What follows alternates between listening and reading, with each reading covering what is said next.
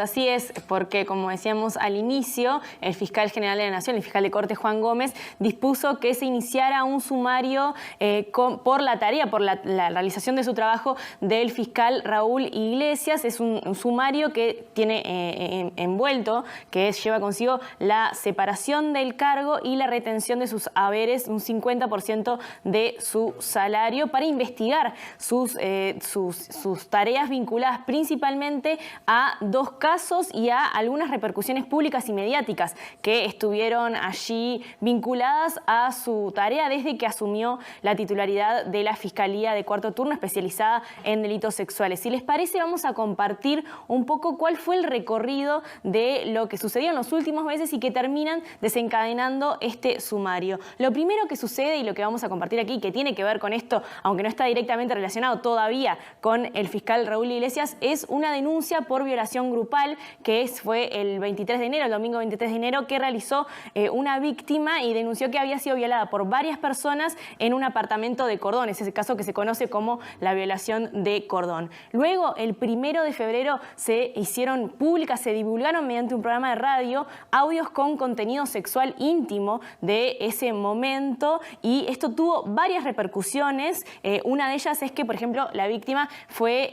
echada de su trabajo a raíz de esta divulgación. El 4 de febrero, 3 días después, la fiscal que estaba a cargo de esto, que es Silvia Lovesio,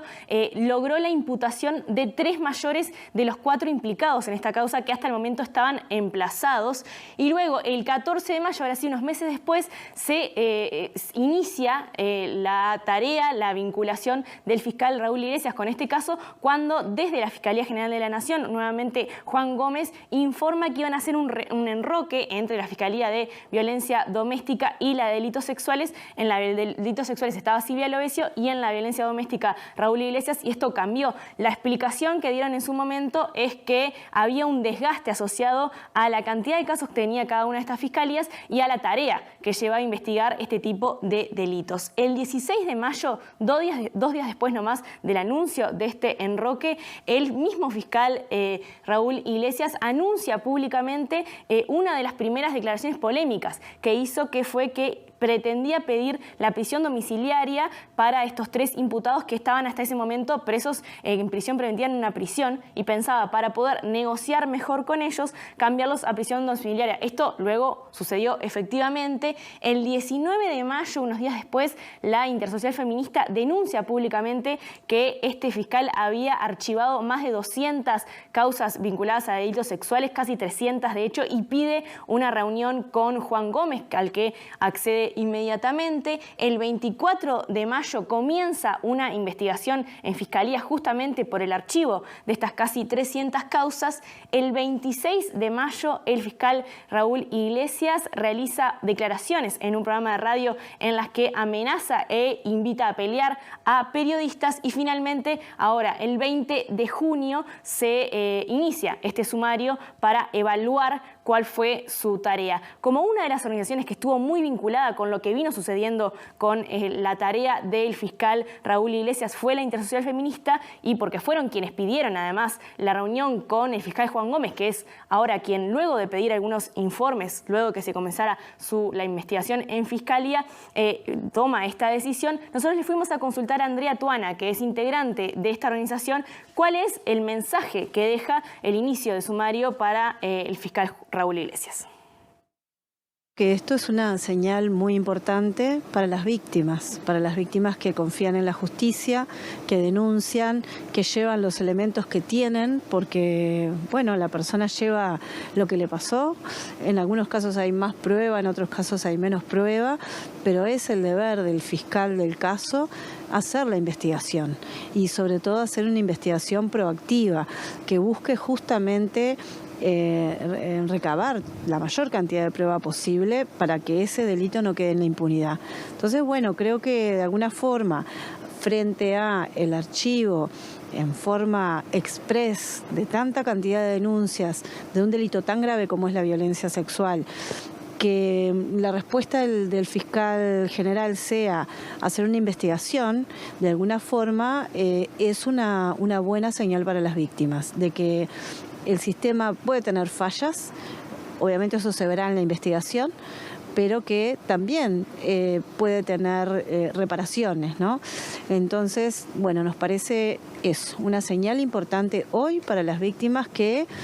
quieran denunciar y que todo esto les haya generado un temor muy importante y una gran inseguridad y también una gran angustia a muchas víctimas que han denunciado y que están esperando y no saben qué pasa con sus causas. Julieta, desde la Intersocial Feminista se hizo una campaña justamente con las víctimas de todas estas causas que fueron archivadas. Sí, lo que intentaron hacer fue comunicarle a la población en general que cuando se realiza el archivo de una causa, ellos pueden reclamar por esto y llevar su caso a otro fiscal o a otra fiscal para que lo investigue y para que vuelva a abrir su causa si tiene nuevos elementos y continúe ese proceso. Porque muchas veces esto podía quedar como que, bueno, se archivaba la causa y no se hacía nada más. Pero igualmente lo que nos decía Andrea Tuana cuando le consultamos sobre esto es que no es un simple trámite, no es, bueno, se lo presento a otro fiscal y listo, que esto genera mucho estrés, mucho dolor, mucha angustia en las víctimas porque justamente estamos hablando de delitos sexuales, no son cualquier delito y este tipo de movimientos generan un gran desgaste y también dificultan la tarea de la justicia, que es acelerar estos procesos. Juli, el caso o la situación que se da cuando se cambia de fiscal, qué es lo que va a ocurrir dada esta circunstancia, en el caso puntual de la víctima de violación grupal en el Cordón va a generar determinadas consecuencias. Sí, le consultamos sobre esto también a Andrea Tuana. Esta va a ser